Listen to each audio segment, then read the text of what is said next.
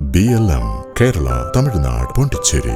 കർണാടകയിലെ ബാൽകോട്ട്, ദവാങ്കരെ സൗത്ത് നിയമസഭാ മണ്ഡലങ്ങളിലെ ഉപതിരഞ്ഞെടുപ്പ് ഫലം മെയ് 4 പ്രഖ്യാപിക്കാനിരിക്കെ സംസ്ഥാന രാഷ്ട്രീയത്തിന്റെ കണ്ണുകൾ ഉപമുഖ്യമന്ത്രി DK ശിവകുമാറിലേക്ക് നീളുകയാണ്.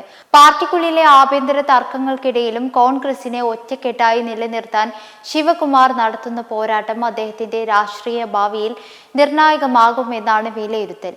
കേവലം പ്രാദേശിക പോരാട്ടങ്ങൾ എന്നതിലുപരി കർണാടക കോൺഗ്രസിന്റെ ഐക്യത്തിനുള്ള ഒരു പരീക്ഷണമായാണ് ഈ ഉപതിരഞ്ഞെടുപ്പുകൾ വിലയിരുത്തപ്പെടുന്നത്. മുഖ്യമന്ത്രി സിദ്ധരാമയ്യ ഭരണം നയിക്കുമ്പോൾ തന്നെ പാർട്ടിക്കുള്ളിലെ ഭിന്നതകൾ പരിഹരിക്കാനും കേടുപാടുകൾ തീർക്കാനുമുള്ള കഠിന പ്രയത്നമാണ് ശിവകുമാർ ചെയ്തത്. ദവാങ്കരെ സൗത്തിലെ പ്രചാരണ വേളയിൽ സ്ഥാനാർത്ഥി നിർണയത്തെ ചൊല്ലി പ്രാദേശിക നേതാക്കൾക്കിടയിൽ ഉണ്ടായ തർക്കങ്ങൾ പാർട്ടിക്കുള്ളിലെ വിള്ളലുകൾ തുറന്നു കാട്ടിയിരുന്നു. ചില ന്യൂനപക്ഷ നേതാക്കൾ പരസ്യമായി അതൃപ്തി പ്രകടിപ്പിക്കുകയും നസീർ അഹമ്മദ്, അബ്ദുൾ ജബ്ബാർ തുടങ്ങിയവർക്കെതിരെ അച്ചടക്ക നടപടി സ്വീകരിക്കേണ്ടി വന്നതും വലിയ ചർച്ചകളിലേക്ക് വഴിവെച്ചിരുന്നു.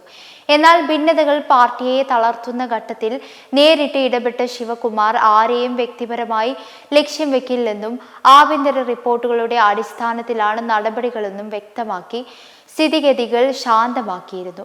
ശിവകുമാർ പാർട്ടിക്കായി നിർണായക പങ്ക് വഹിക്കുമ്പോഴും അദ്ദേഹത്തിന്റെ മുഖ്യമന്ത്രി സ്ഥാനത്തെക്കുറിച്ചുള്ള അനിശ്ചിതത്വം ഇപ്പോഴും തുടരുകയാണ്. 2023 കോൺഗ്രസ് അധികാരത്തിൽ വന്നത് മുതൽ ഭരണകാലയളവിന്റെ പകുതിയിൽ ശിവകുമാർ മുഖ്യമന്ത്രി സ്ഥാനം ഏറ്റെടുക്കുമെന്ന അഭ്യൂഹങ്ങൾ ശക്തമായിരുന്നു.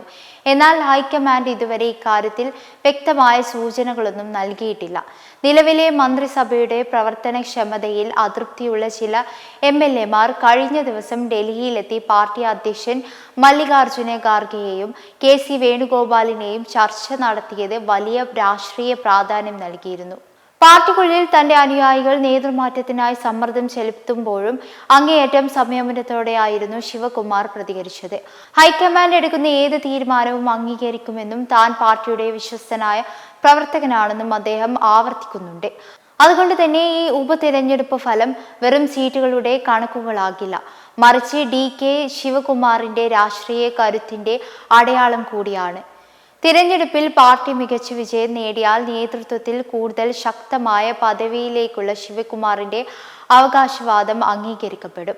മറിച്ചാണെങ്കിൽ പാർട്ടിക്കുള്ളിലെ നേതൃമാറ്റത്തിനായുള്ള മുറവിളികൾ കൂടുതൽ സങ്കീർണമാകാനും സാധ്യതയുണ്ട്. BLM കേരള തമിഴ്നാട് പോണ്ടിച്ചേരി.